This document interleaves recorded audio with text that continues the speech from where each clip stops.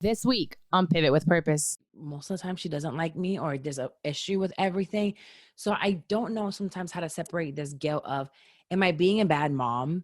Am I not paying her enough attention? And is this why she's acting out in this certain type of way? Our kids are always going to have a story about us. Right. We can't avoid it. I don't care. And a lot of times we parent in a way that's like the opposite of how our parents parented, because we want to set a different narrative. So we give our kids more, now they're spoiled. It doesn't matter what you do, you're going to have a story against you, and normally from your child. Hey friend, you're listening to Pivot with Purpose. This is my show where I pivoted from shit I'm 30, where I was dreading turning 30. I had a failed marriage, failed engagement after that, and I don't have a relationship with my immediate family. But through it all, I came out the other side with a thriving business, an unexpected radio morning show of my own, and a platform where I can reach millions of people and help them walk in their truth. I am now celebrating every step of my journey into continuously finding my purpose, the good, the bad, and the ugly. Sometimes this journey looks like shit, and it probably sounds even worse, but it's still our journey, and I'm learning right along with you to enjoy it. There's always a rainbow after the rain falls. Now, if you need advice in pivoting in any aspect of your life, relationships, career, spirituality, send your questions or story to askcarlawilmaris@gmail.com or shoot me a DM at @carlawilmaris. Now, let's start the show.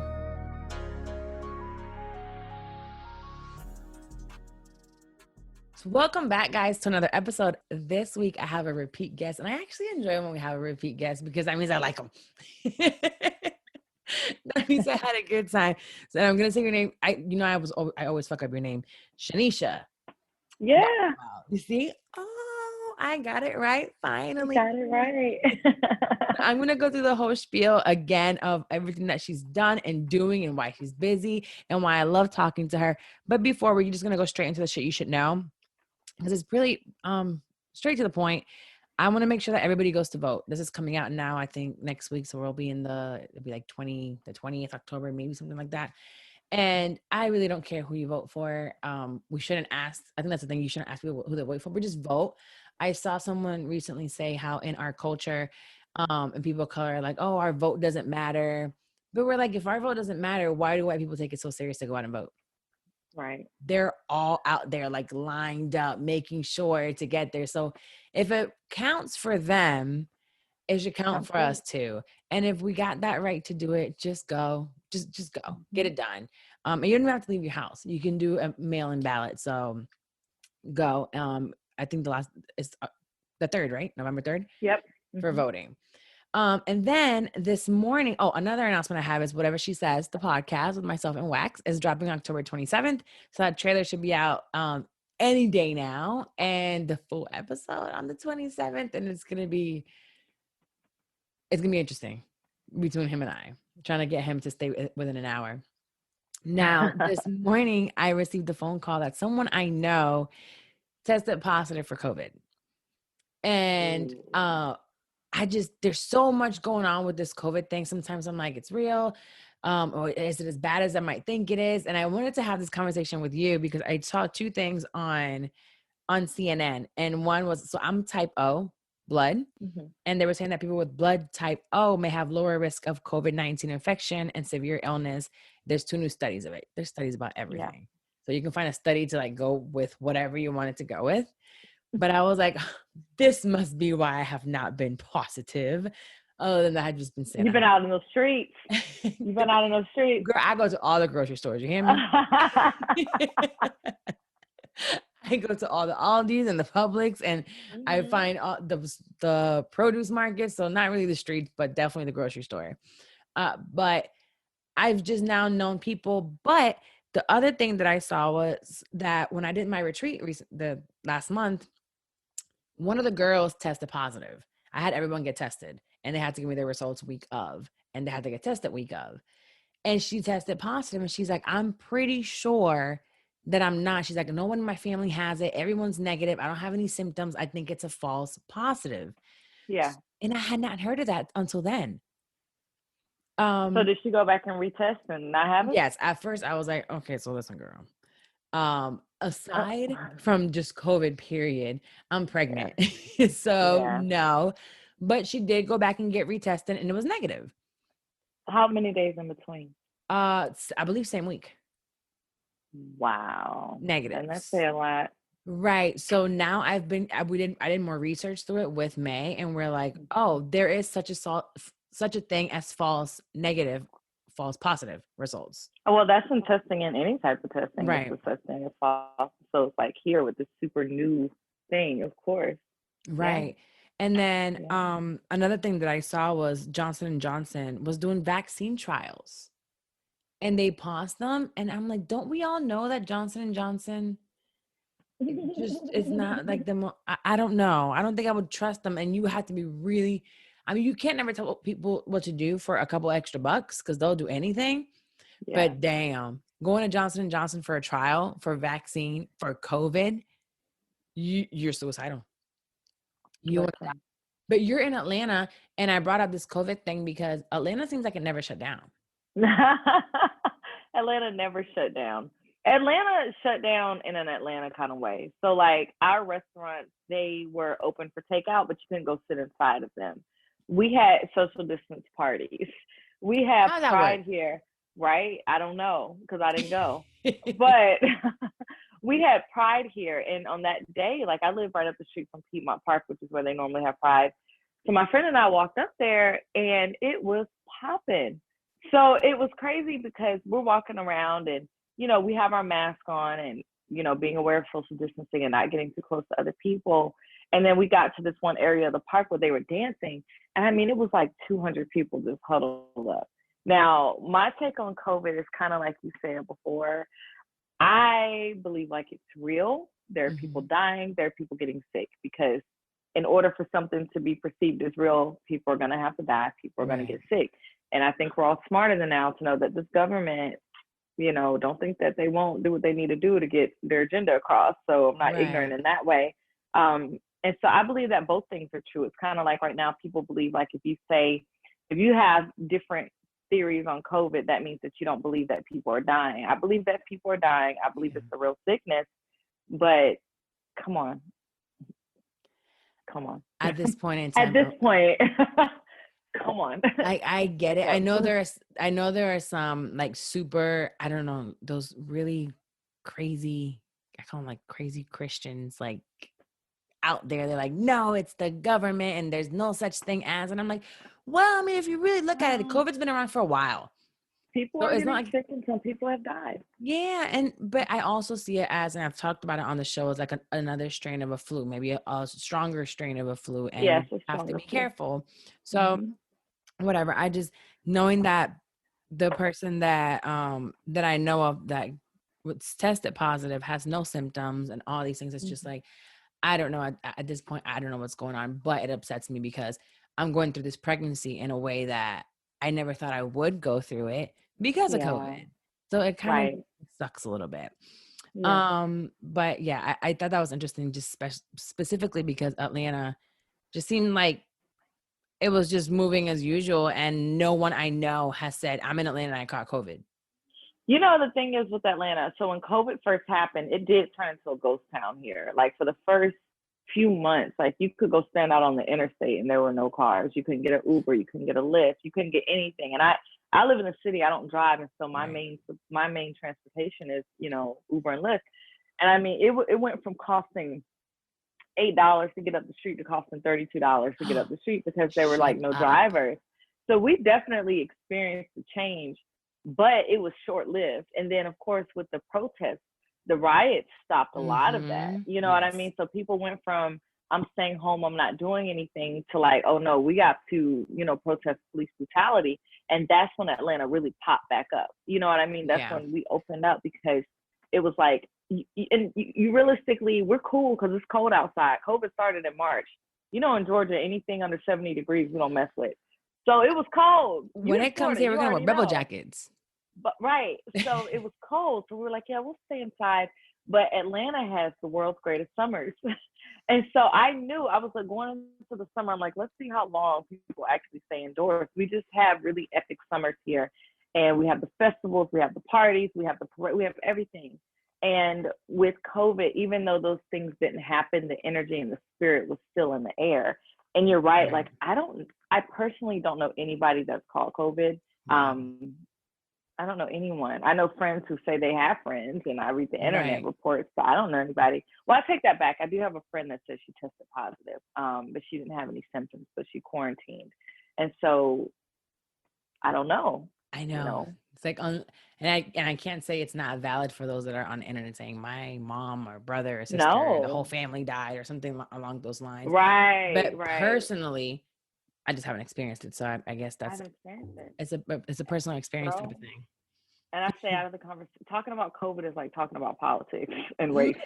I People get know, super like, defensive and and so everything. I literally just leave it alone. I'm like, I have my thoughts. I had a friend and she's like she's super on the other end of it. Like, oh my God, this is killing everybody. How dare you leave your house? How dare you go outside? How dare you I've live your seen people life? like that. And when I talk to her, I'm just like, I love you. And it's no point. I'm not Like you debating stay you about home. how I feel. You stay home. You lock yourself in your box, and that's it. That's all I can say. Yeah, So, it's literally like you said, religion and politics. You choose your side and deal with it however you want, because mm-hmm. the anti-maskers and all that, they're a little extreme. But Right. it's just Yeah. like, you believe in what you believe in. But I did see a video because they all come on out of the Karens like, let me in the building. And I'm like, you can't force yourself into a private business if they tell you White you gotta people. Be like, white peopling. yeah. Anyways, going into what I want to talk to you about this week, and it's basically I introduced you before. You were here. It's been like over a year now since I went to Atlanta to record with you. It was not. It was earlier this year. It was like Definitely. right before No COVID. way. Yes, it was in like January or February. Get out of Because here. I was getting ready for the period party, which was definitely at the end of That was this February. year? Yes, ma'am. Tanisha, that That feels was like a like, year ago. I promise you, I think it was February because I just wanted to go look at the Your venue period that I was party was having a literally period around the party. corner. Yeah. What I the had the fuck? same day. It was like January. It feels like way longer. My life. Because we've lived the same day for the last 8 months.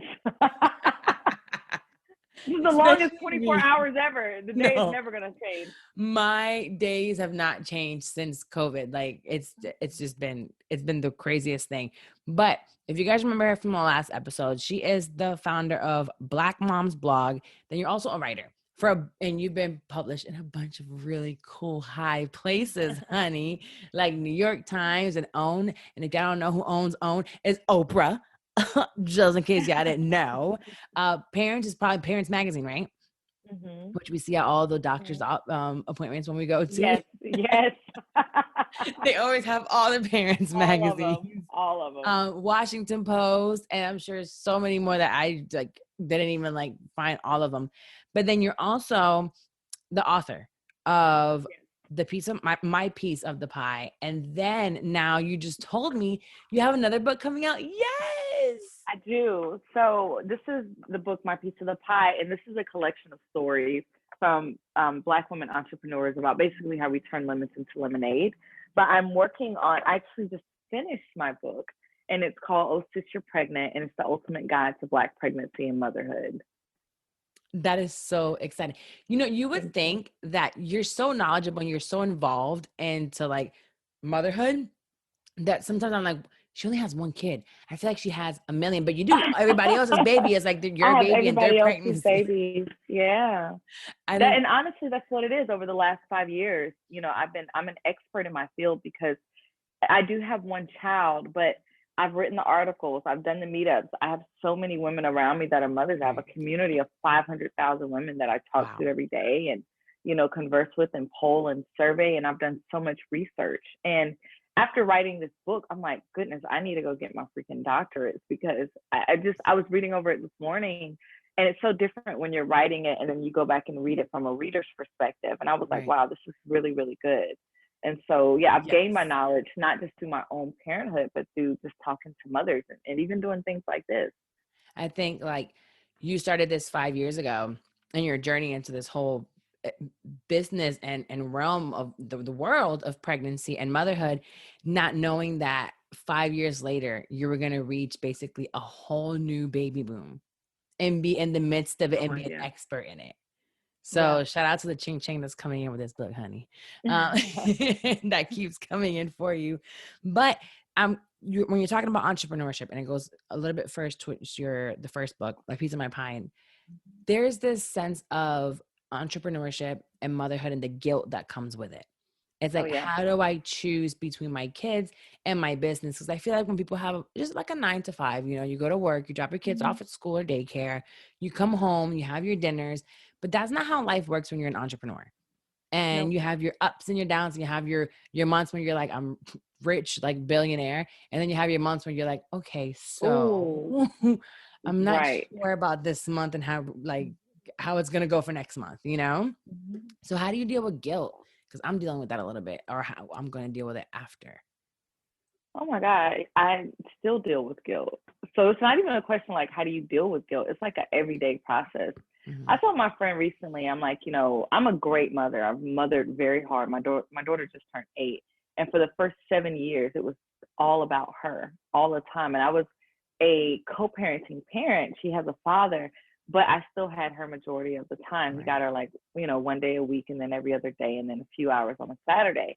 And so it was still on me. And not only just the time, but the doctor's appointments, the homeworks, the play dates, the responsibility, the daily tasks, the medicines, like all those extra responsibilities that fall on mothers. Right. And then the older she got, she was like, Mommy, I need me time. I need time with you. And right now, coming to the point where like I'm really in the I hate to say I'm at the climax of my career, because I'm not. I think I have higher to go, but I'm at a very crucial point in my career, and I'm really busy. And so I struggle with it all the time. And I'm like, oh my God, it's been 2 days and I'm working, and it's like real deadline type of work. I have to get it done. And she's just like, what we doing today? And I'm like, baby girl, this is a TV and, iPad book day. And then with the world being the way it is right now, we're not able to move, and she's not able to be as flexible. So to answer that question, I'm always dealing with mom guilt, but it's also knowing that I'm a good mother and I have this time with my daughter. And one day she's going to look back and be like, okay, she really tried her hardest. I hope that's what happens, Right. And then also just teaching her, I do a lot of things like separate togetherness. So like if I have a day that I really need to work and I'm on my computer, I have her sit next to me and I let her play on her iPad, or we sit and we read a book together. So we're still in the same space. And then I have to consciously schedule in check-ins with her. In the same way I pick up the phone and talk to my friends, or I do my work, I'm like, let me sit down and give her 10 minutes.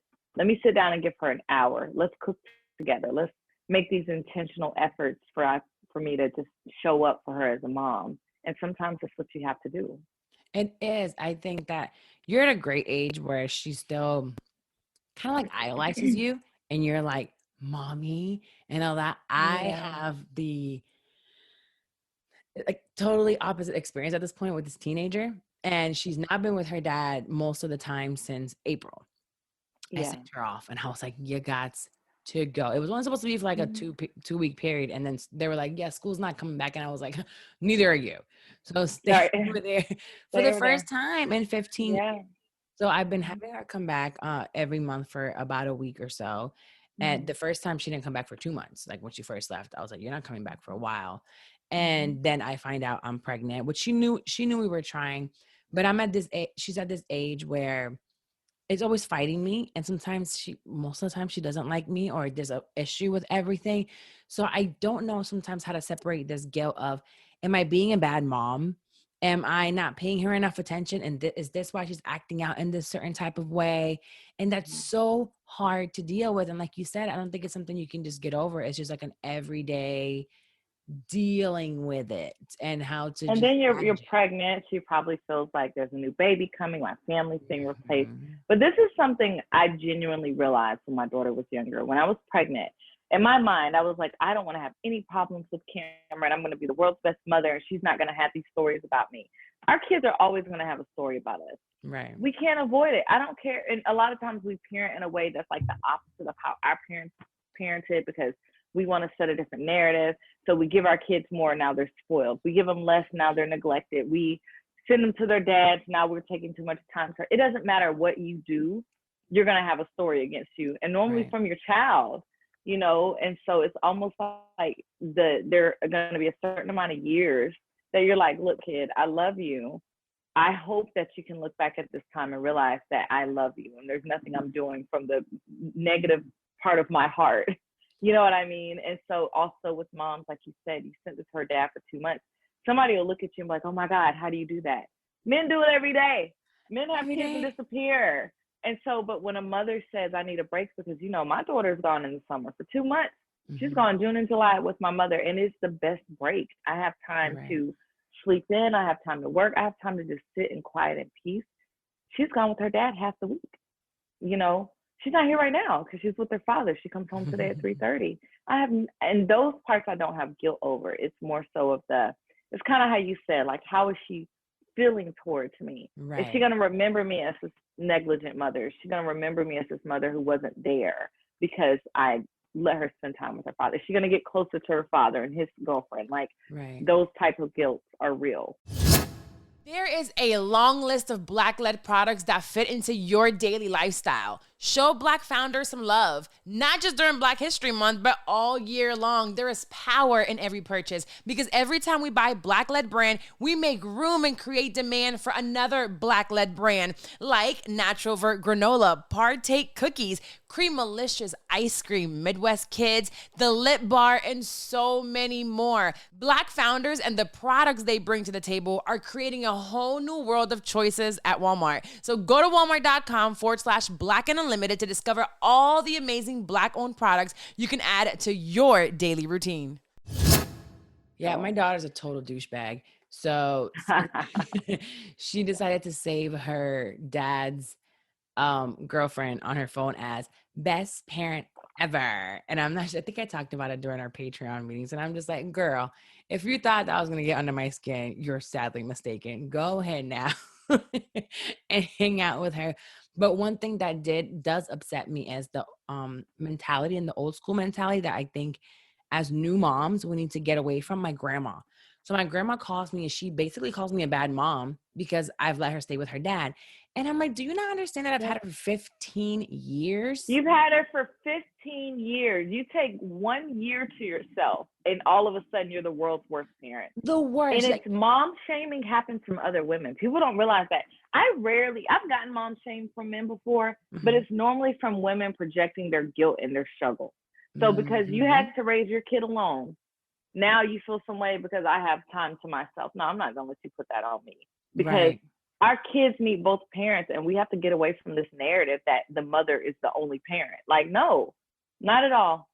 It's just not a father, fair. There's grandparents, there's aunties, there's uncles. So many people. It takes a village to raise a child. It does. And forgive me if I choose to utilize my village so that I can continue to show up in the world the way that I need to. Right. And not just in the world, but for myself and for my kid. Like, you're not gonna make me feel guilty for that. And white people do it all the time. All the damn time. You know how many nannies they got? The nanny raises they got the baby. Boarding school. They got grandparents. The dad. They have so much. And then also going back to that conversation of the step parent. Okay. I hope that my daughter loves her father's girlfriend. Right. Because like I've said to her verbally, you can't be me. You can't be her mother. But if you're with her father, you are going to be her second parent. I need to know how I love and raise my daughter. I need us to be a village. That's so much more important.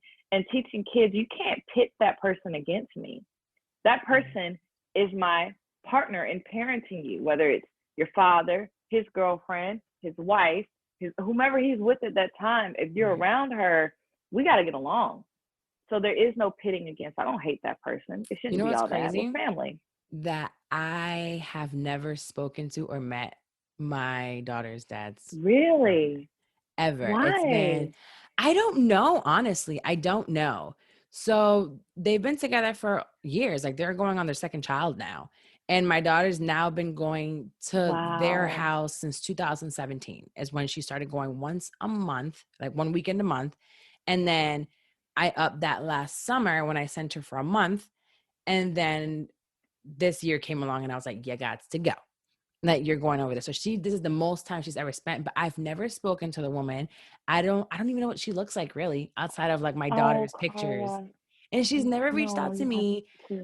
But since it happened with Ayana being 15, like she's 15 now. So she was 12, 13 at the time when she first went. I think if she was younger, I would have made more of an effort to meet her. Yeah. Now it's like you don't really have to be involved. No, Yeah. Ayanna was 13, going for 48 hours a month. Like Yeah. she get picked up on a Friday, be back home on a Sunday morning, or like by noon. Well, I mean, I kind of look at it like meeting a teacher. Like I don't talk to my daughter's father's girlfriend all the time. I haven't talked to her in a very long time. But one of the things that we implemented was, I told him, I asked him, I said, when you're ready to introduce her, I want to be the one to do it. And of course, as a man, he was like, well, and I told him he couldn't be there. I was like, you can't be there. I want to do it just me and her and Cam. And so we met at a park and, she came and I kind of felt her defenses a little bit. And I was like, no, like, this is not about that. It's two parts. One, we got to be on the same page. And two, I need my daughter not to have to defend me all the time around you. And so she needs to see us converse. She needs to see us be cool. Because that right there kills a lot of that. Oh, this is the best parent if she's doing it this way. Mm-hmm. Our kids are naturally, we don't have to explain the dynamic to them. They know, okay, sums up because daddy got a new girlfriend, mommy got a new boyfriend, they ain't together. I don't see them talking. And so it was a big part of that. But I don't think it matters how old the child is, because for you say she's 13, 14, 15, she's still very young in her whole womanhood journey, right? So what's young, happening such a crucial now, point. Right now, it's going to affect her at 30. It's going to affect her when she has her own kids. So it's never too late. And for you to reach out and be like, yo, you know what? I realize we've never sat down. I'm pregnant. I'm in a whole new relationship. Y'all are on baby number 2. You're married. Let's have dinner. First, maybe, seriously, let's have dinner. Maybe just first the parents so y'all can get a rapport, and then do it with the kids. Bring the kids into it. That's building that village. And it's like, we don't live in the same city either, so that would be kind of like they live 3 hours away. Boom. But maybe one day after having, I've never had any communication with the woman. I think I sent her one message one time. So I was pissed off at my baby daddy. I'm like, what the fuck is going on? And then she never responded as she should have. Because I was really just mad.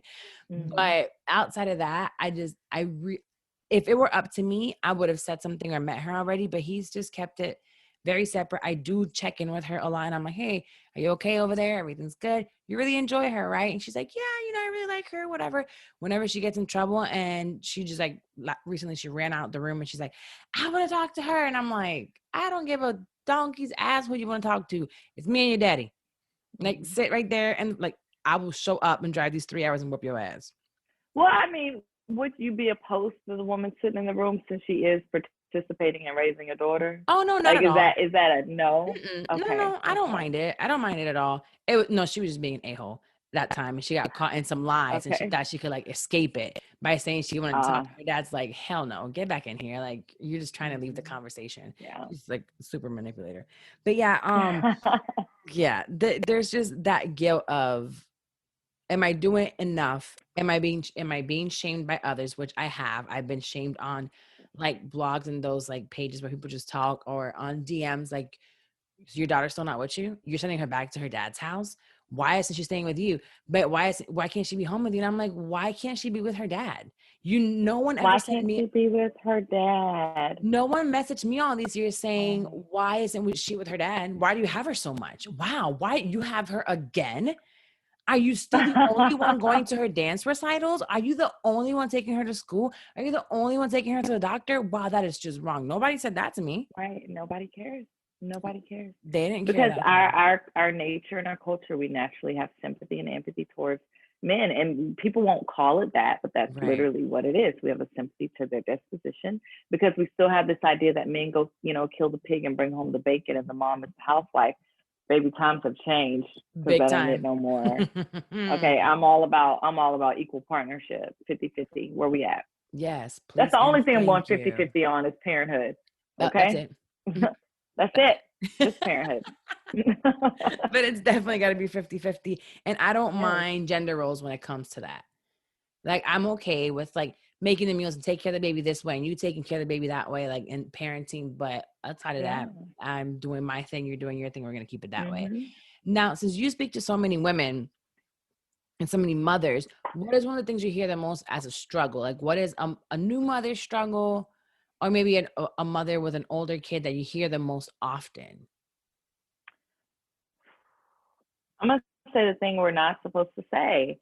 Mamas are lonely. Single mothers want Mm-hmm. partners.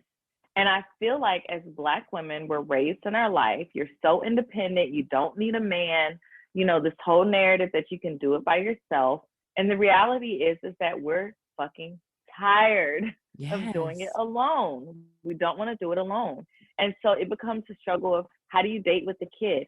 When do you trust, enough to bring the man around your child? How do you get your groove back? How do you find your sex appeal? How do you do these things as a mother? And honestly, right now, the dating scene is trash. Okay. It's not just trash in Atlanta, Yikes. it's trash worldwide. It's contributed to the dating websites, it's contributed to the music we listen to, it's contributed to women. And I hate to say it, but our desperation, so we settle for anything, Mm-hmm. that men have turned into the women. Men expect to be pursued. Men want the flowers. Men want you to deal with them and 14 other women that they're dating. I once had a guy call me up and take me to breakfast.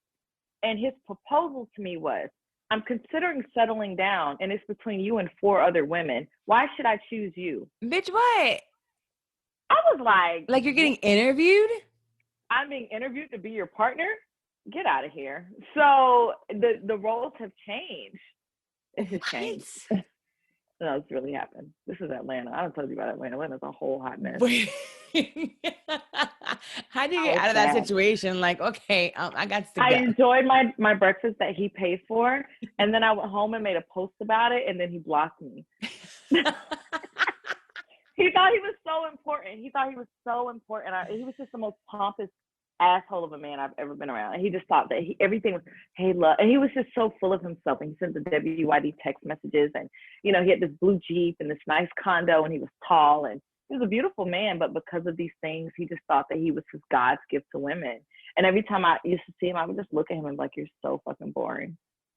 Oh, that's the worst. A good-looking man that's just boring. I think that's why I've He had never really nothing. liked pretty boys. Just people that are like men that are so into their looks. Oh, cannot No.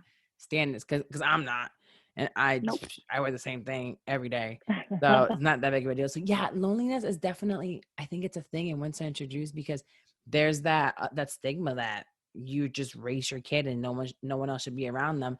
I thank God that I never really cared what anyone thought. I was being told off by my family and people like she got another boyfriend or she's introducing her child again. But Ayana knew what was up. I Yeah, they let need her to see know, it. Yeah. and she got to learn.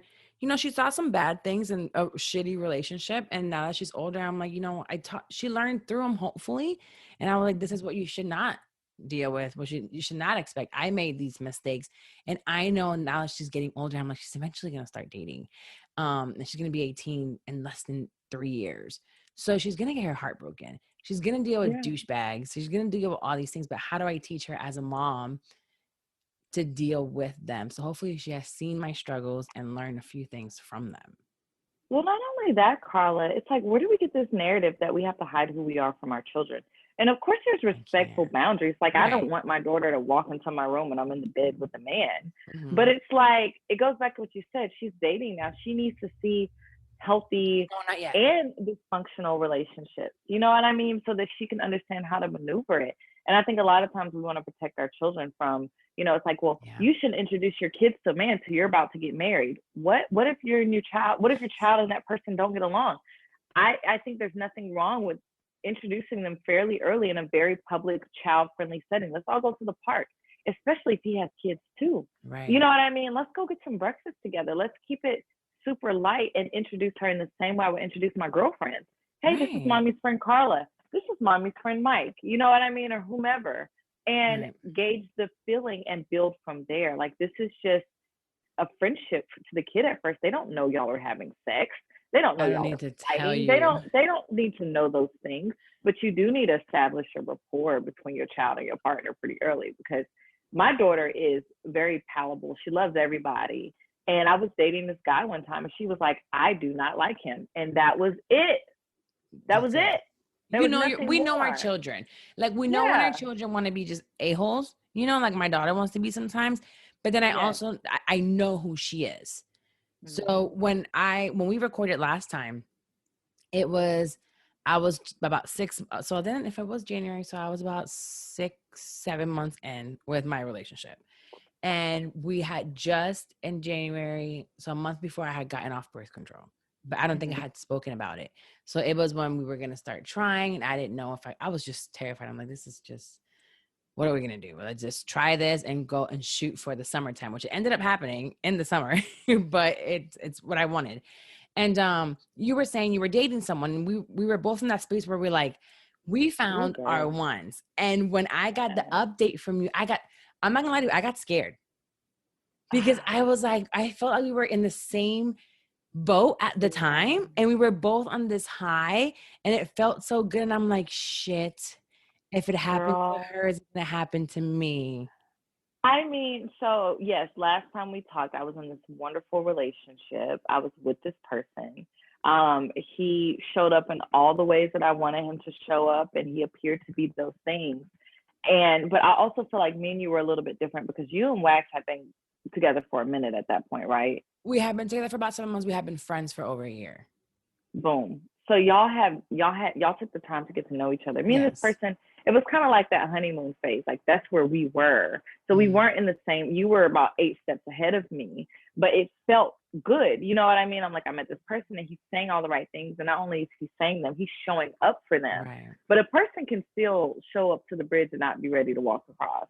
A man can still say, I know what it feels like to date a woman with a child. And most men are prepared for the absent father, and they're not prepared to deal with the grown man who's there for his child. And so we had so many issues with, he had never really dated women with kids. So he didn't know what that dynamic looked like. And he wanted to put these boundaries up that I was like, sir, you can't come in here and do that. One, I don't have a ring on my finger. Two, you are not going to get in the way of my daughter and her father's relationship. Like that is very important. You know what I mean? So he wants to come in and alpha man it up. And I'm like, well, I don't need you to be daddy because she has a daddy. You know what I mean? And then it was just so many things. And then as a woman, I have my own business. A lot of times I meet men and they want to come in and take care of you, and that's nice, but you can't tell me how to run my business. No. I've been doing this for 5 years. I don't need that type of partner. And so, girl, there were a lot of things. COVID happened, and COVID really made a lot of people's true colors come out. How do they deal with stress? How do they respond to anxiety? How do you deal when your money isn't coming in the same? And those were all contributing factors to why it just didn't work out, because I was like, whoa, I'm happy I got to see you during a pandemic. Right. Because we move differently. And whether the world is on top or the world is down low, I need you to still show up and be what you need to be. And so he had to go on. Okay, there's a door, sir. So, He has to go. Literally, there's the door. The pandemic, and I'm glad you said the pandemic, because I think there's so many people that are holding on to certain relationships just because. And I'm like, you know what? Look at this pandemic as you're out. It showed you right there, the colors. The picture is perfectly clear now as to maybe you weren't sure before because you guys were so busy and money was coming in, work kept you busy. But when that busyness stopped and you were able to sit still and see who was next to you and in front of you, my goodness, yes. You realize it's not the one. That's why this time was so important, because that's why I feel like with the protesting, with the Black Lives Matter, with relations, with jobs, everything, you had nothing to distract you from the truth that lied in front of that was right in front of you. You had to figure that out. What does this really look like? Yeah. There's nothing to distract us. Do we really like each other? Are we getting along? Are we just making do? Yeah. And that was a real intense testament for some people throughout their partnership. I think it either went all the way right and you realize that was the person for you, or you realize that it really isn't. But then I see some people struggling on letting it go, and I just want to be like, just let it go. It's okay. Like, I'm looking at you and I'm like, you're still moving up, and you're fine. And you're happy. Yeah. And that was something you asked me before we started the interview about, like, what does it look like to break up in your 30s and your mom? And so, I look at puberty as this very intense time for children because it's literally the first time they're experiencing emotions. So when they experience heartbreak from their 15-year-old boyfriend breaking up with them, they don't understand that they're going to get over this and move on, right? They don't know. They're just like, this is the worst feeling in the world. My heart is broken. I'm never going to recover, because they've never had the trial and error of relationships. And even in your 20s, you're going to go through these different styles of relationships. So then it's still your first time going through some of these tribulations. When you have a child, it's the first time you really experience agape love. I thought I had loved men and all this, but I had never loved the way I loved my daughter. And so that gave me a standard for love, right? And so when you're in your 30s and your relationship, you know, I'm not saying that it doesn't suck. I have a friend right now going through a really horrible breakup. You know, I'm not saying it doesn't suck, but you bounce back a little bit quicker because you realize that life goes on and you have responsibility. And I can't be sad all day long. I have a child to take care of. I can't lay in my bed. I have a business to run, you know. But the other side of that, because when you're in your 30s, it's trying to maintain your happiness and your openness so that you don't become closed off and bitter, because that can also happen. And so it's like self-work across the board, you know. But I like to say I've been through enough things in this life that a man not working out for me, I hate to say it, but I'm not 20. I don't need you. Right. I love you. I want you. And I need a partner in a certain sense, but I don't need you to breathe. And I that's can breathe something on we my should own. all know, that we don't need per se a partner. I mean, we want them. We do need them in a sense, but it'll come. It's one of those, we need them, but it'll come. Don't force something that's not there. So I don't want to either say like, we don't need a man. We don't need men. Yeah, no, I'm not saying we that. need men, because I know you're definitely not saying that, but I think people might misinterpret it as that, like, girl, we're so strong and we don't need men. No, that's not what we're saying. What we're saying is you can wait until the right man comes into you that you will actually fulfill you and uplift you and grow you. And you will have your issues and you will have your problems, but you will still feel like he's the right one no matter what. You're okay having issues with that person. Yeah, and I think that's important what you said. You're still going to have issues, and it goes back to that. It's like understanding that your partner, when I say not need your partner, it's more of like, you know, when you're 20, I need you to breathe. I need you, you know, it's like, literally no, to breathe. It feels like you can't breathe. I've established, I've established myself. I've established my level of happiness. At this point, I need a great companion. I don't need a father. You know what I mean? I don't need a daddy. We're going to take a quick break from the conversation to talk about our sponsor this week, BetterHelp. And if there's something interfering with your happiness and preventing you from achieving your goals, I know what that feels like. BetterHelp is for you. So BetterHelp will assess your need and match you with your own licensed professional therapist. You can start communicating in under 24 hours. It's not a crisis line. It's not a self-help. It is professional counseling done securely online. Now, it's available for clients worldwide, so it does not matter where you are, ladies. You hear me? It doesn't matter. You can log into your account anytime and just send a message to your counselor. Whatever you got to say it anytime, anywhere. BetterHelp is committed to facilitating great therapeutic matches, so they make it easy and free to change counselors if needed. It's more affordable than traditional offline counseling, and financial aid is available. BetterHelp wants you to start living a happier life today. So you can visit their website and read the testimonials that are posted daily. Honestly, people are getting help from this. I'm getting help from this. I do counseling with my boyfriend, and I also have my daughter going on a weekly basis. Every Thursday, she has her therapy. So I don't want you to miss out on therapy. I don't want you to say you can't afford it, because financial aid is available and you can get it for whatever you can afford. Talk to them. They will work with you. There's a special offer for Shed I'm 30 listeners. You'll get 10% off your first month at trybetterhelp.com/30. That's trybetterhelp.com/30. I don't want to hear that you can't afford it. I don't want to hear that you can't make it. I don't want to hear that it's just not feasible, because it is through BetterHelp. Now go ahead and get your life together, friend. You hear me? We have to work on this together, on our mental health, because we all have trauma from our past.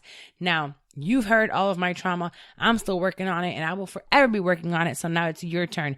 Let me know when you're going, and let them know that I send you by using trybetterhelp.com/30.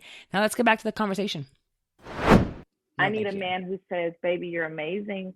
How can I support you? And vice versa, baby, you're amazing. How can I support you? It's a partnership at this point. I need the flow of partnering with somebody. I think you learn once you're comfortable with your career or with your business, because it doesn't have to be entrepreneurship, but when you're comfortable with all of that and yourself as a mother, you'll understand what support really means.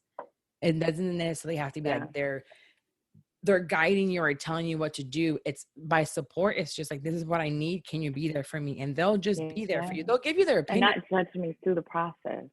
Yeah, Like because I don't painfully. mind Wax's opinion on my business sometimes. He's like, what? But he'll brainstorm. He'll just throw things out there. And I'm like, oh, I like that. Actually, no, I don't think that'll work. And I just won't listen to it and keep it moving. And he's okay with that. Right.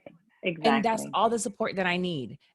Like, that's it. So just, no, girl, this man was literally like, I wake up and I work. That's my morning thing. If I wake up at 4 a.m., I'll wake up and I'll work. And he's like, you need a rest and you don't need to get up that early. You don't need to do it like this. And you need to set a time for how you do this.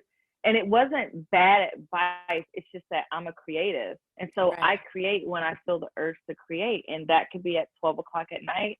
That could be at 2 o'clock in the morning, you know, and it wasn't that it was taking away from our relationship. He just felt like that's not how you do business. That's not how you do this. And I'm like, well, no. And so if I, like you said, if I heard it and I was like, oh, well, thank you for the advice, but I'm still going to do it the way that I was doing it because that's what works for my creative process, it would be this huge fight. Oh, no. And I'm like, I can't operate like this. Like, you have to let me be a fully grown, able-bodied adult and let me, you know, do what I do. I don't try to come in and tell you how to do your thing, you know. I think that's different with in this realm of being a creative and in this space, because I'll have my classes late at night, or I'll have recording in the morning, or I'll wake up in the middle of the night. Like, imagine Wax Man, like, you only need to have this from 12 to 2, and this is. I would be like, listen, like, let me call JetBlue because you got to go back to New York in the middle. You got to go back to New York. I got to send you home, baby. You got to go. Like, don't come in and try to tell me how to do that. Like, that's something else. No, that's I'm so grateful for that. But I also know with him being a creative, like sometimes he'll be like, hey, I'm recording a show. I'm like, you're recording that late? Oh, okay. Let me just set you up. So you know, he'll do his thing. And I can't, whenever his job says you got to go in the middle of a pandemic and you got to fly to LA and come back the next day, I'm not going to be like, well, no, you shouldn't do that. Sometimes I'm like, damn, I wish you weren't leaving, but I wish you weren't leaving. Yeah, I love you. I wish you weren't leaving, but not, I'm putting my foot down and you can't do this. Hell no. That's controlling. Yeah, that's controlling. That's a sayonara type of thing. Yep. So let's move on to unsolicited advice. And this one is where we give people advice sometimes that ask us and others that don't ask us. But if you do have a question that you would like answered, you can go ahead and send an email to shitim30podcast@gmail.com. That's shitim30podcast@gmail.com. And we'll answer it for you. So this was actually from Mom. But how old are you, Shanisha? I think you're younger than 31. me. Yeah, you're younger than me. So you're 31. I'm 33. And I'm in my Jesus year all through COVID. Jesus. Yeah. I know it's been perfect. But this one says, I'm struggling with being an older mom. I had an accidental pregnancy and gave birth at 39. My baby is perfect, healthy, and delicious. I wish I would have had him at 25, though. I can't shake these negative feelings about being such an old mom. I think about how I'll be almost 50 when he's 10, almost 60 when he graduates, and I might not meet his babies if he has any. My parents were in their teens when they had kids, and I kept comparing the ages to my stages. To me and my baby. I want to not care and enjoy my baby. I think I may also be struggling with aging in general as well. Please help with any advice. I felt so bad reading this. I was like, holy shit. But I think this is a society thing where I came up with the whole concept of shit, I'm 30, getting rid of society's expectations. So we're expected to have these children, I think probably at this age right now where I'm like 30 to 35, right? To have these kids. Right now, I think that having kids in your 30s is for the birds. I'm comparing my pregnancy now to my daughters, which I was extremely young. I was 17, had her at 18. But my body's taking a toll in my 30s. But there is a difference, though. When I was 18 giving birth, I had no fear, or it was just kind of like, as it went, let's figure this out together, you and I. Now in my 30s, I'm like, oh my God, I can't fail. I can't just, I think that's where that's coming from. Like, you've been through life and now you're like, oh, I'm 39. I'm expected to know what I'm doing, how to do it, and be so great at it. So as I'm looking at this, I'm like, you're living in comparison to everybody else instead of your own life. And 39, now that I'm in my 30s, because if you would have asked me 10 years ago, I would have called her old as fuck. Now that I'm in my 30s, I'm like, you're not even that old. No. And I think ultimately that's what, as I was hearing it, all I was thinking was about shifting your mindset And it's kind of how you said, like, we're expected. I just restarted watching Girlfriends. I don't know if you've been watching it. Yes, I To have. find out that Lynn, was it Lynn? What was her character? The lawyer. Joan. Joan. To find out Joan was only 29 years old, I was like, y'all Girl, lying like hell. She was 29. She owned a I felt like house. She she was was a partner 40 in a law something watching firm. it. You felt like she was 40 something. But there's this belief that you're supposed to, in your 20s, your first 10 years of adulthood, you're supposed to get married, have kids, pick a career, buy the house, have your, just everything. And I'm sure you know Bullshit. this at 33.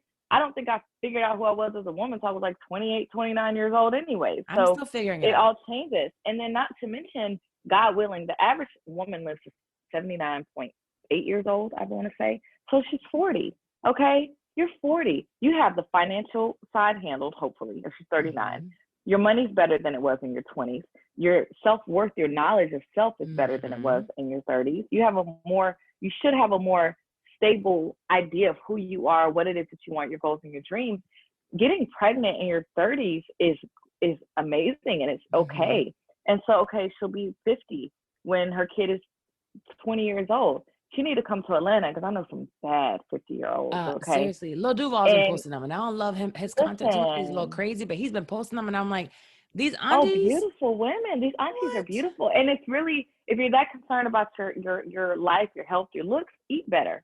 You know, that's the thing nobody talks about. Change your diet, and you have to take care of your vessel. Right? You got to take care of what you put in your body. That's what's going to keep you young. I know 60-year-old women who are gorgeous. Look So way I better look than at getting 25-year-olds. older, and I'm not gonna say I don't feel, it's, oh my God, I would never want to go back to being 21. I feel like I look the best now in my life than I looked ever. Yep. When I was in my early 20s, I had acne, I know, my hair, I was skinny, had no body. You know what I mean? My confidence was where it was low. It was, I'm trying to be like everybody else. And so now I'm strong, and I don't want to say strong, but I'm more walking into my goddess power. I'm more walking into my divinity, my femininity, knowing who I am. So at 39, my advice to her would just be, sis, you're not that old, okay? You're not that old. You got life ahead of you, and you have, hopefully, at this point in your life, you're in a financial position to take care of this baby in a way that really benefits you. So don't think of it that way. Just shift your mentality. If you're worried about what 50 looks like, start now at 39, eating better, drinking more water, not smoking, taking care of your life, and see what happens. Yeah, I think we don't talk enough about, being healthy mentally and physically. So that includes, physical activity. That includes eating better. That includes, if you need to go see a therapist, go find a therapist that you can afford. They're out there. You might have to do a little bit more research on it, just like finding a partner. Go through a few different ones, because, and even sometimes they're like, oh my God, you have to spend all this money on a therapist. You really don't. There's some really expensive ones that are trash. So just find the right one for you at your income level, and you're just fine, and enjoy your baby, and stop worrying about what your parents did with you or what everybody else is doing. I know I've seen some people be like, oh my God, I'm having like FOMO and I want to have a baby now too. And I'm like, but why? Because everyone else is having one. Trust me, like before the pandemic, I had chosen to give this a go again. And a year prior to that, I mean, no one believed me when I actually came out and said I was pregnant. Like when I told my family and I told some of my friends, they're like, you're fucking kidding. Like, Carla, there's no way. There's just not, because I was so adamant. Marriage and kids were not for me. So now I won't forget, my sister kept zooming in the picture. She was like, so is this like a prank? I'm just looking for the, and she said that is this a TikTok of some sort that I'm supposed to laugh at? And I'm like, no. My brother sent an emoji like, what's this? Like, whose is it? And I'm like, it's me. Like, it's really me. And no one still to this day believes that I planned it. I actively tried to do it. So it's totally okay whenever you're ready to do it. And sometimes if you're not ready to and you don't want to, you don't have to. Don't feel like, oh, my eggs are drying up. You can still get pregnant. Like when I decided to take my IUD out and start trying, I took the IUD out and went on the ring, I believe is what I did. And that doctor, I left him because he gave me this whole age talk. And I think I talked about it with you before, and I've talked about it here before. He's like, you're getting older. You need to figure out, having a kid right now. I was like, what? And you're only 33. You're 30. Bro, I had just turned 32 when I went to him. It was September. I turned 32 in May. Wow. And I left out of there bawling bawling. And I called Wax, and he thought it was hilarious because, you know, he tried to be nice at first, but he wanted a baby right away. And I'm like, not right away. This is why we're doing it. But now he's like, see, maybe he's right. But then he was like, don't worry about it. Like, fuck him. And I went and found me a different doctor. And especially, I went and found a Black doctor, and I wanted a female. And I know that's not going to fix everything because they're not all perfect, but it'll give me a better sense of where I'm going. And right now, I'm terrified. Listen, I'm I'm literally, terrified. so this book that I just finished writing, The Ultimate Guide to Black Pregnancy and Motherhood, it talks about the importance of having Black doctors, a Black Mm-hmm. OB, doula, midwife. The conversation is just different. It's Mm-hmm. different. White men doctors, they don't care. I'm not gonna say they don't care about us because, like you said, they're not all the same, right? Right. You can't assign an entire race to one person's Mm-hmm. fuck up, right? So we're not doing that. But for me being a Black woman, that white doctor is not, he doesn't look at me as somebody who's his sister or his cousin or his wife or his daughter. He Right. doesn't have the same levels of concern. But my Black woman doctor, she is, hopefully, not Right. all of them, but a lot of them. And it's like you said earlier about your mental health professional, your therapist. It's like dating somebody. It's not always going to be right away. That's why you go in Right. and you interview them. You ask the questions. Don't go in there blind. You be prepared. And that's the difference in being pregnant in your 30s and being pregnant in your 20s. You I got the didn't know. knowledge and the know-how to Yep. know what to do now, what to look for, how you want to have this baby, what you need heard. Is my voice being heard? If I'm sitting in front of a doctor who's telling me at 32 years old I'm too old to have a baby, and then when I go to him and say, "Oh, my back is hurting," he's gonna be like, "Well, I told you." Is he taking my concerns and making them valid? Oh, That's why listen. more Black women die in birth. That's why we die more. That's why more Black people die from most illnesses. We don't go to the doctor. Our concerns aren't being made valid, and we die. Yeah, It's unfortunate but true. So, it is. And I'm still struggling with figuring out if I should get a doula or not. mhm. And because I had a C-section with my daughter. So one of the first things that I did when I was interviewing, and I went to go interview with my doctor, because I found her before I got pregnant. I was like, I'm trying Mhm. this. I want you to like look at me, see what I got going on.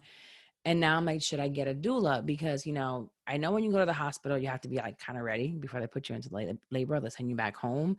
I want to have a natural birth. I'm shooting for that. My doctor's like, you know, it's different father, 15 years apart. Like we can probably, we'll do everything possible for it. But now I'm like, do I get a doula? I Girl, wanted, get a doula. yeah. Yeah, so basically, for those that are watching, don't know, she's asking. She wants to have a natural VBAC, which is a vaginal birth after cesarean, which Mhm. is completely possible, but it does put you as a high risk if you've had a cesarean before and then you decide to have a natural birth, which is possible, but you need an advocate. And so a doula is basically a support and an advocate for you because, you know, like you said, it's been 15 years, you are a different stage in your life, you know, have that fear mentality, and not saying you, every mother has that fear Right. mentality. And so when you're in labor, and I had a natural birth, you right now you can sit here all day and say I have the voice, I got it, but when you're at 7 centimeters dilated and the contractions are banging out back to back, your partner, you got to think, the reason a doula is great because your partner loves you, right? He goes in, he says, yeah, baby, I got your back, don't worry. You start being in pain, his natural inclination is going to be to protect you and Right. say, yo, forget it, give her the medicine, whatever. Your doula is an unbiased party who's going to have your support. She's going to know the breathing techniques. You've worked together, you've done these things, and it's not too late. You can get a doula in your 8th month. You know what I mean? Especially during COVID, you need that. You need that support. You need that advocate. You need that person in there that's also going to correspond and talk with your doctors and your nurses about your needs and your wants in a way that they're not intimidated. Your partner, he's not a medical professional. He might, you know, maybe not be When I freak intimidated, out and but I'm in pain, just like you said, I think I know yeah, he's like, we got to he's fix it. he's gonna be there like I'm here to support you. But if I think the second that he sees me howling at the moon, Oh he's going to yeah, be like, I give have her to the fix it medicine, now. forget it. Yeah, no. Mm-mm.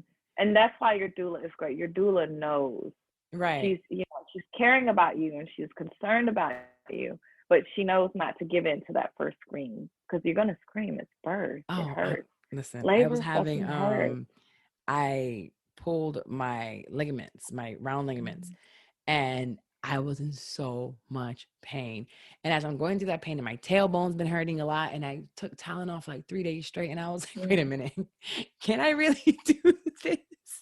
I'm here with like tears coming out of my eyes Oh, you can do of it. tailbone pain. Will I be able to do this? But I definitely want to try. And I think that's why I've been looking more. I have like 3 or 4 that are local that I want to talk to, but I know with COVID, they can't even go into the hospital with me. So it's like, do I have to have them on FaceTime, or like, will I stay with them on my house for a little while? I'm like, can you come to my house until it's time for me to go to the hospital?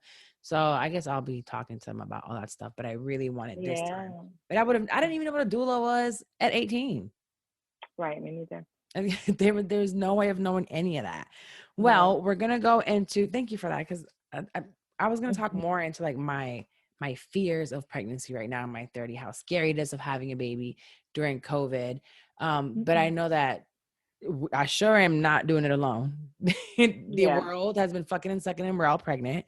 So that registered like 4 seconds late. You know?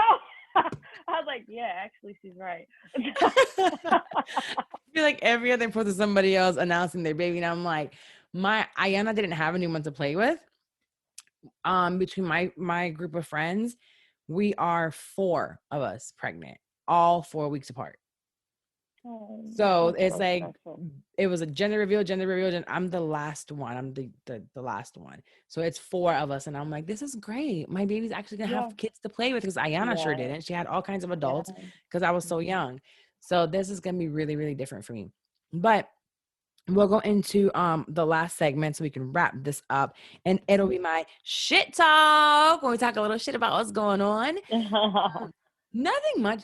We're home, so I don't have much interaction with anyone. So before, I would have like all these things to like talk shit about, and outside of COVID, which is like, I wouldn't talk shit about COVID anymore, because we had to figure it out by now. At this point, you can't be like, oh, it's COVID. It's been COVID the whole year. We get it. The whole damn year. No longer an excuse. Stop using COVID as an excuse for anything or being pissed off about COVID. It is what it is. We should have now adjusted to our life through COVID. Like it's our new norm. Whatever. We're not going back to whatever it was before. But last night we decided, which I told you, I was like, can we do 30 minutes later than we were scheduled, because we were in the bed, and again, we're not doing anything. So he's like, why don't we go? He's like, you haven't taken advantage of this pregnancy. You haven't documented or vlogged. He's like, you don't understand how. And I'm like, you know what? You're right. I even said when I got pregnant, I'm going to do all the corny pictures weekly. I'm 24 weeks now. My last picture was at 13 weeks. Girl, I wrote that in my book. Start documenting it, because when you're going through it, you're like, oh, I'm tired. I feel like it. Afterwards, because I'm sure, do you have a lot of pictures when you're pregnant with your daughter? I don't have any. And that's exactly why I said it. Me neither. I have like 2. Yes. And I'm like, I have to get these pictures. I know I want to do a maternity shoot, and I'm letting my emotions of right now. I don't feel pretty half the time. I don't want to do my hair. I just want to lay there. Like right now I have awful heartburn. So like, I just don't want to do it all. But then I'm like, I'm going to regret this. So he makes me get up out the bed. He's like, go set up the studio. He's literally shirtless, and we're like, we'll probably never put it out, but let's just go record and talk about what he's going through, what your 24 weeks like. If you ever want to cut it up later on, a year from now, you can do so. But let's just record it, and we have it. So we did that. And the second that we came in here, it was God basically telling us to come in here. My Zoom recorder wasn't working. And I do remember dropping it. So I won't say that it just stopped working. I did drop it this week. I like ran into it, and I was like, crap, but I didn't try it again. And it wasn't working at all. So there's that kind of shit talk, and also like a praise to Amazon. I was really upset, and I'm crying because it is a $300 recorder. It's expensive. And this is like really how I record now. This is my studio setting, because before, I mean, I'm able to do it different ways, but this is how I want to do it, how I'm used to doing it now, and how I like it. So last minute, thank God for waxing. He's like, just order a new one. And I'm like, no way. There's no way.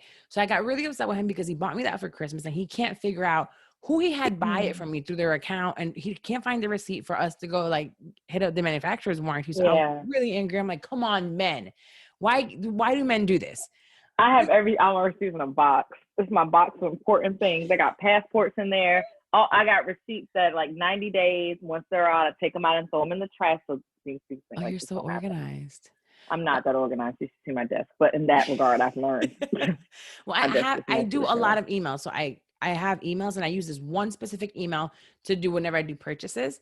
So if I can go in there and I just search, things pop up. So I try to always have them Smart, electronically. smart. Yeah, I like the electronic. I don't like the paper. I don't like a lot of Yeah, papers. Although I yeah. always find myself with papers and I just throw them out.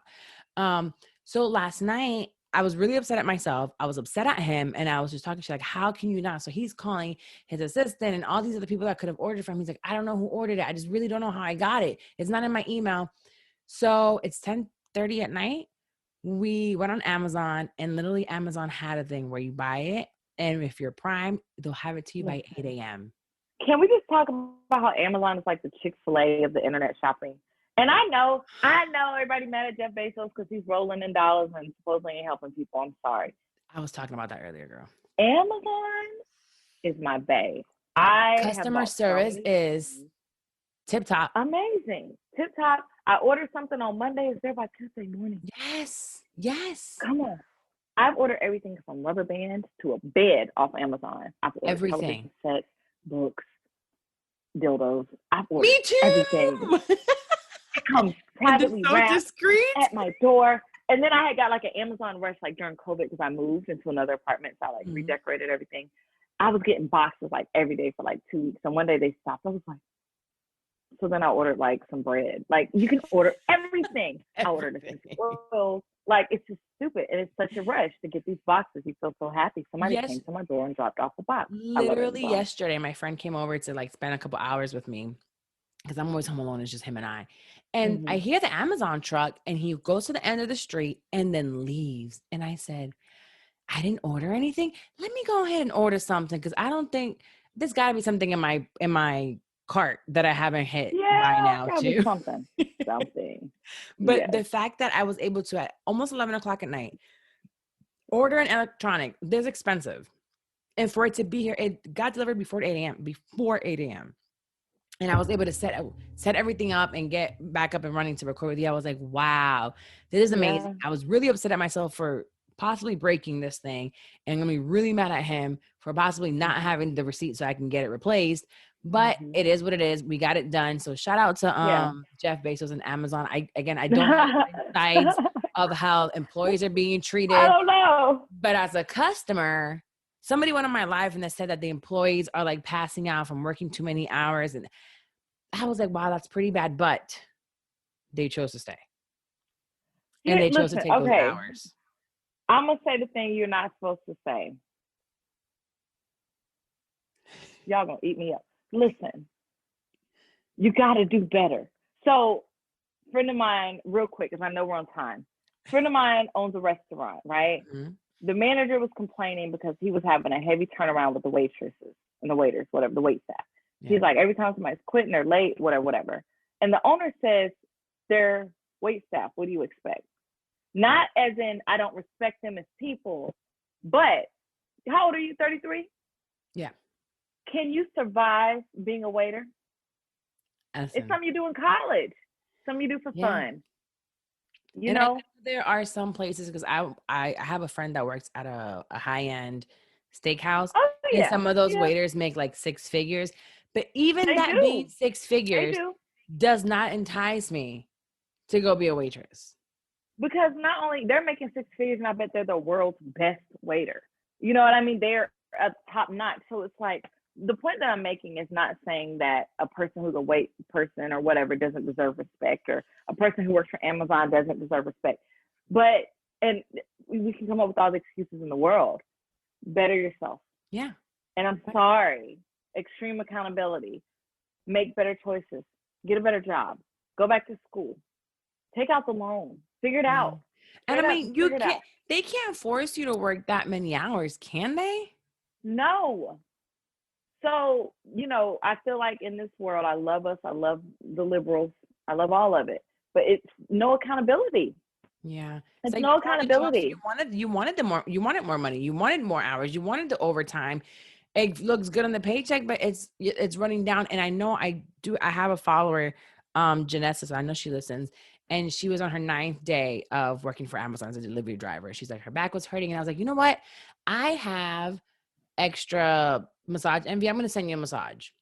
That's Shout nice. out to you, because I know some people leave like water bottles outside for the drivers. And I know they're busting their ass, especially during They COVID, to bring stuff. are. And I'm like, shout out to you, girl. I got a massage for you. But it's her job. And she has chosen to do so. She has chosen to work that many hours and to go. And that's the job I can't tell her to quit her job, or she has Right. like, that's what you decided to do, but I'll do my part. I'm like, I love what you do for me, so I'll give you this. But if she wanted to quit Yeah. tomorrow, she definitely could. And Jeff Right. Bezos will just find another driver. Yeah. They'll replace them. And I mean, ultimately, if you're on your 9th day of work, put your foot down and be like, no. And I know that's scary, and it's not like, I'm back to that, when we talk about income and work, and it's not disregarding the fact that this world is just fucked up and it's not fair. And, there are people like, it's just not fair. So I'm not disregarding that. And a person is scared to stand up when they're like, I have to feed my kids and I can't lose this job. Right. I completely get that. But, at some point it does become a thing of, I need to make another choice. I need to go to online school. I need to do something like that so that I can get out of this position, get a trade. Everybody says go to university. You don't have to go to university. You can do a 10-month trade in anything. And, and that's the part. Like, entrepreneurs are who they are. You know what I mean? Everybody's not meant for that role. But if you want something better and you're tired of doing this, and you can give me all the excuses in the world. But if you want to change, you can figure it out. Just got to. Plenty of little side hustles that everybody can do and can figure out how to do, or budget yourself better. And nothing is fair. Every time you go to a new level, there's a new devil. So someone might look at us now and be like, oh, but look at you. I'm like, listen, I have my issues. Look at me. I just have to drop another $300 on a new recorder. If I was working a 9 to 5, I wouldn't have to do that. I can just call my boss and say, buy me a new one. If I was somebody working everybody got for their me. issues. Yeah. Right. Got their issues. You have your times where it's like, you're discriminated against, or maybe it wasn't fair that they chose a different writer other than you, or they gave somebody else more money than they gave you. There's all the fact that I have to write. Writing is like research papers. Okay. You got to write 3 pages. You got to write 2,000 words. I had to write an article recently about diabetes in your eye and make it appealing to parents. Can you do that?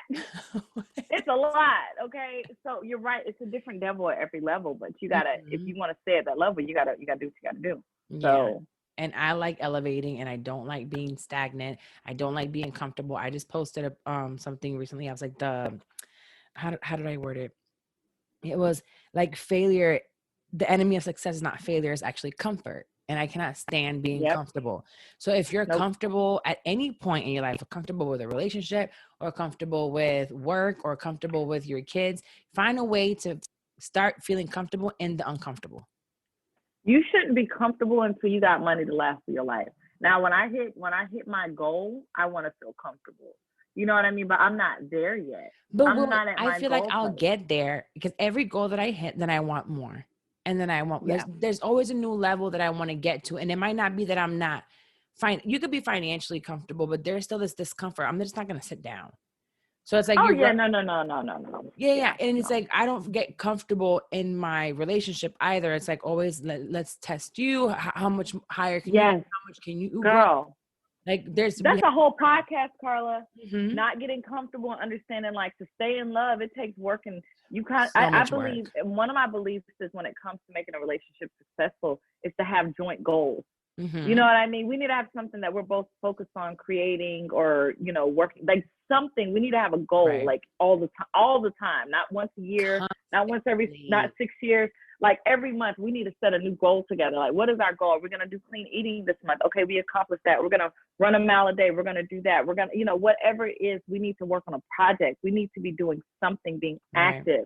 We need to join a dance group. We need, whatever, a dance, whatever. We need to do something together, so that we have something to look forward to outside of ourselves. And you don't follow a routine. You fall into this routine, and sex becomes boring. Eating with that person becomes boring, like everything. And then it's just like, the next person, the grass starts seeming green on the other side. And you're like, oh, they're a little bit more exciting than who I got going on. Make your partner exciting. Yes, You can do it make your here. partner excited. Yeah, Right. I agree. So that's something fun. But anywho, let's go ahead and wrap up. We do this every time. I talk to you forever. I And then know. we'll I find new things to know. talk about. Yes, I know. But I'll Oh, definitely be talking to you more because girl, I always followed the blog and you beforehand, mhm, but I never thought that I would like be so into the Black Moms blog.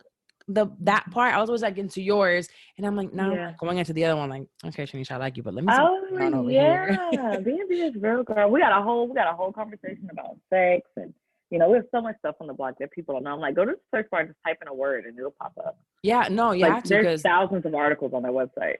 that is another thing that I'm gonna go search. I've been talking about the whole sex thing. I have zero sex drive. Yeah. Zero. I don't put your mouth down there, to put it down there, don't touch it. I don't want it. Don't want it. And there's a guilt behind that, but that's a whole nother conversation, girl. A whole nother one, because it sucks. Mm-hmm. But anyways, talk to us and tell us where we can find you, what you have going on, when that book is dropping, where we find the other book, where we find your articles, because I'm busy bee. So my name is Shanica Boswell. I am Shanica Boswell across all accounts, social media, website, www.shanicaboswell.com. And if you're a mom, Black Mom's blog is Black Mom's blog across all accounts, www.blackmomsblog.com. If you're interested in my current book, which is My Piece of the Pie, you can purchase this on my website at shanicaboswell.com. And Oh Sis, You're Pregnant, The Ultimate Guide to Black Pregnancy and Motherhood will be released in March of 2021 everywhere. So Oh stay my tuned. God. That's exciting. So The baby should be about a month by then. I'm due February. The beginning of just February. get it. Just get it and read it. I got there's still gonna be parts of it that I don't know what the hell's going on. And according to my partner, as soon as one drops, he's trying to plug me in again. But Boom. Well, then you're going to need the book and the kid needs a playmate. So you might as well go ahead and get this popping. I You want might as to well. I want to enjoy the baby at least for a year. I'm like, just give me a year, Yeah, please, and let me like try to bounce back. Leave it up to him. The kids will be 10 months apart. Irish twins. So I will send Literally. you a copy of the book, Carl. I'm so Yes. happy No, for you. I'll make sure I get it. Well, thank you so much for listening to the show. Share with a friend. Don't forget to leave your reviews. And Whatever She Says podcast with myself and Wax is coming out October 27th. So make sure you subscribe and get ready for that. Follow us at Whatever She Says pod on Instagram. Get ready. It's going to be a fun, wild ride. Bye, y'all.